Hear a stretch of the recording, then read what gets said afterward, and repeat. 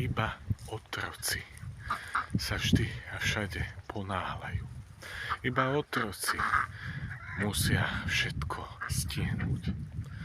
No a na konci dňa,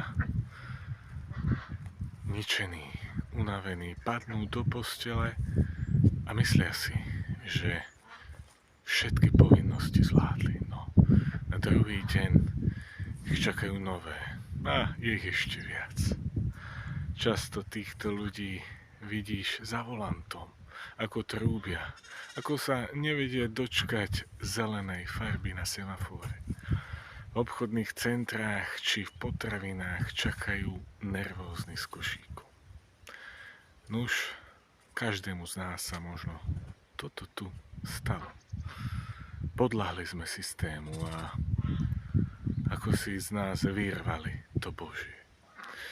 No ak sa len na chvíľku zastavíš, ak zvolníš tempo a upokojíš sa, Boh môže začať pracovať. A ver mi, Boh bude pracovať rýchlejšie, dokonalejšie a lepšie ako naša myseľ.